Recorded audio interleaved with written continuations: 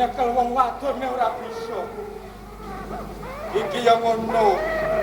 Sing tak butuhke mboke nek anake.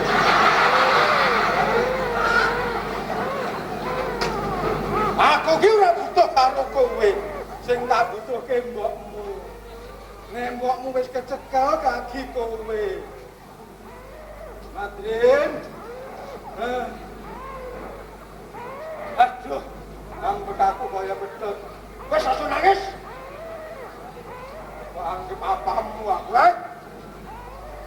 Ayo kono satuni ibumu supaya gelem karo aku. Madrin, kok malah ngelilik nangis. Ora cokot kene. Cokoten lho. Belum. Jangan. Ati. Belum. Gaji nek ing sore. Dikaya timen kuwi. Katimbang ning praja menang dadi musuhku. Luwung saiki tak uwak.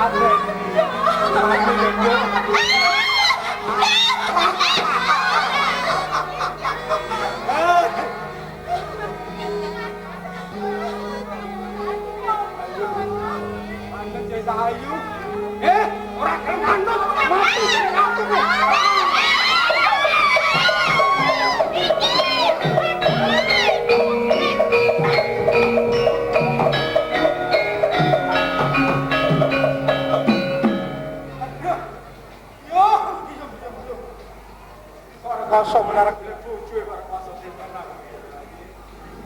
Ramesmi. Bali kene anak. Allah. Apa aku iki pendidikan bayi ngono kok piye? Aja nangis. Aja ora pendidikan.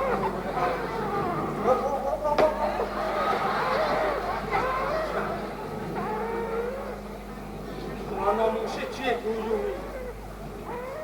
Angling harmo. Ibumu daturi ya supaya gelem lawan paman. Ibumu diaturi kowe besok dadi anakku. Nang ngindung-ngindang nangis. Oh malah mencicil. Angling harmo. Ora wurung kowe besok dadi musuhku. Katimbang saiki urip ana ngalam donya luwung becik tak pateni kowe.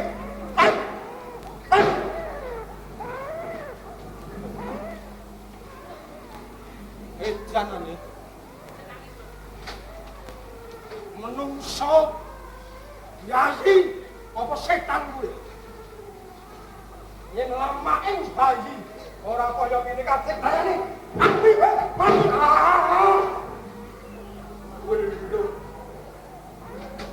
Angling karmo dikaya timen kuwe nanging najan dikaya mati dening aku kowe. Ayo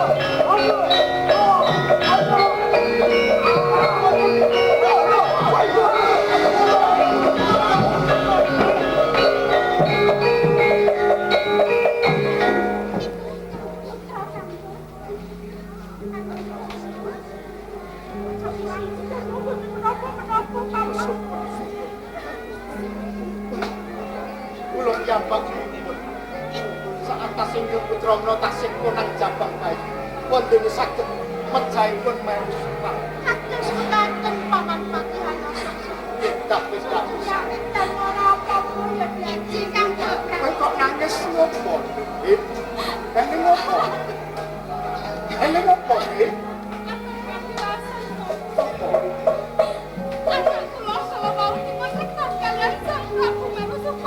Terus?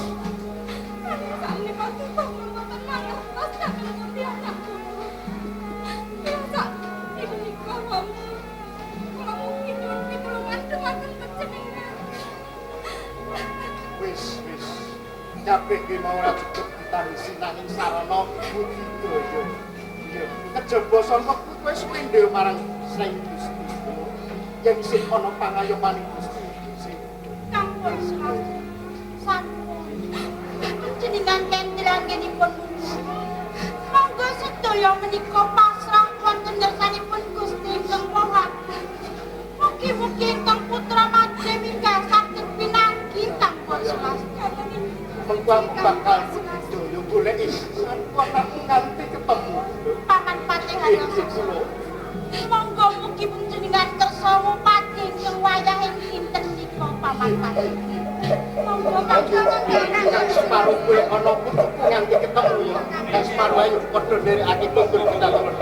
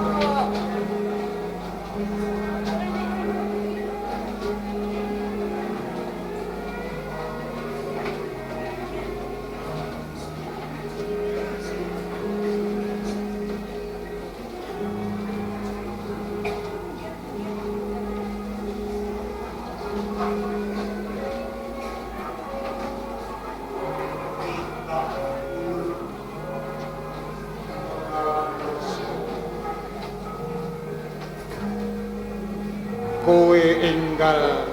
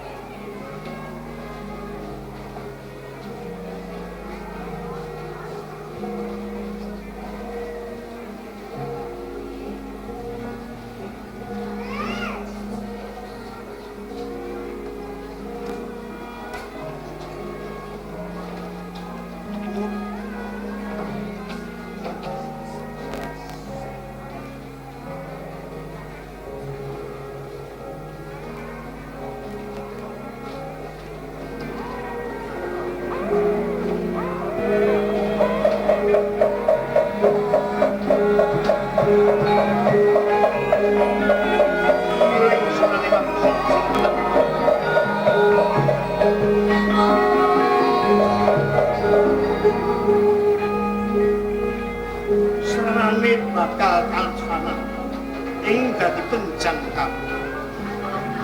Aku sepong ngopeni pulang Jabang bayi kang satune anake Patih Priya Sudarmo ing Yawasta.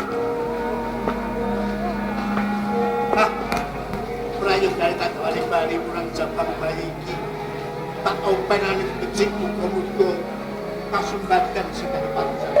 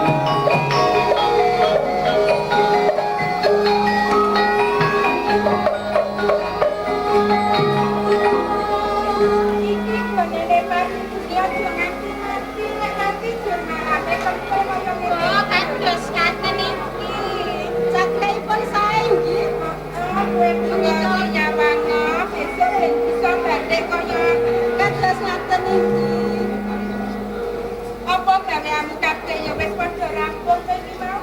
Iki sampun. Menika tata dedaharanipun kiyaine sampun cemawis mangke mbok rawuh sapanci-panci. Sampun boten wonten ingkang kuciwa Kyai. Kaya ngono sing dak karepake jalaran kiyaine yen rawuh ki mesti saya. Mengko yen to kurang agung matur lagi, mudah gawe ikane kiyaine. Kados ngaten iki. Nanging kangge dangu sanget nggih. Aku yo gumun kok ra kondo. Lah inggih wonten menapa mangke? Oh. Nyai, Menika sampun rampung rampung kok. Sampun rampung. nyai.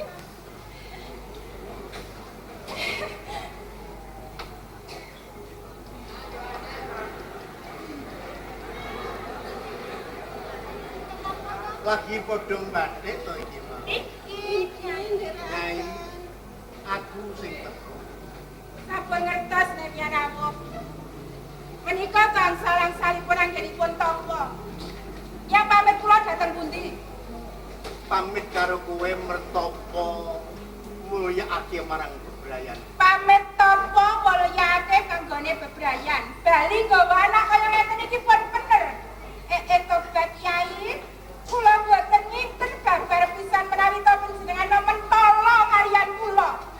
Yen to pamit tapa bali nggawa anak. Anake bono ora gelem ngopeni saiki digawa bali. Kan ngopeni kula, angge boten sudi kula kaya ngopeni anake bono. Lah kok kepenak temen kan ngopeni. Ayo layak to yung. Pendak pamit apa parane iki ngidul. Kira-kira wae kiyaine iki ndek simpenan ning jalan pahlawan ngono lho. Menapa iki panjenengan menika kaya ngaten mesti. Lah yo padha-padha wong kadone perkara ora kaya ngene iki bali gawa jagang bayi. Sapa sing apa ning ati kaya ngene. Menika leres menika kula mangan Iki cara jawane gendong to iki mau. Kula menika boten gendong buka nyatanipun menika wonten kados ngaten sapi. Menawi to Kyai sampun boten remen kalian kula boten menapa-menapa. Kula nyang mangsulaken kemawon sak menika kula nggih purun. Nanging sampun dipun sakiti manah kula ingkang kados ngaten menika lho Kyai jenengan menika kesangeten kalian kula. Sik aja kebanjur-banjur le. Kendika kaya ngono. Apa pantes to yen aku karo kowe wis padha tuweke. Jur aku duwe simpenan ing jalan pahlawan barang kuwi. Lah ya ora mokal to. Mokal kang Mungkin Mas Putra ngaten kula menapa nggih suka kok iso. Menika leres soalé kiyaine duka kalian panjenengan menika leres. aja ngobong kowe. Ayo padha-padha ngaten kok. Tak kandhani. Kados pundi? Ora kok iki anake mbok enom sing mau ngopeni yo tak gowo bali. Tak kon ngopeni kowe kuwi ora. Nyatanipun punika wangsul ngaten lho. Ngerti nalika aku mertopo aku iki nampa wangsit kang wewentehan. Ingkang nyebutake bakal bisa mulya bebrayanku. Kepenak uripku kanthi srana aku diparingi momongan jambang bayi. Ning satemene jambang bayi iki anake Agung ing Yawastina. Pepatih ing Yawastina jenenge Arya Sudarma. Dene bayi iki kinasihe si Madrin dititipake marang aku supaya aku ngopeni iki srana bakal mulya ing dadi bebrayan. Menika kenging kula pitados dawuh panjenengan Yo Kyai. kene aku iki wis tuwa. Tapi kados napa? Apa enek saestu? kaya ngono? Iki lho yu. Wah, inggih lah menika lho grananipun kados kiyaine. Mula ngaten menika lho. Jare granane padha. Kaya padha karo aku apa ora? Duwe kencek jane sumunar. Inggih Kyai saestu. Coba dari sampeyan pasuryan iki semunan. Dados silangan Iki jenenge Madri. Naminipun makin. Kyai yen ngaten kula nyen pangaksami nggih Kyai. Ya wis ra dadi apa ya ngene ya, Nduk. Sampai ana bayi iki aku tak mulih ning ngene kok. Menika kok ya.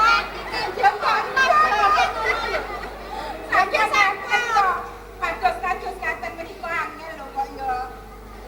Nyai, Iki karepe wangsit supaya tak openi.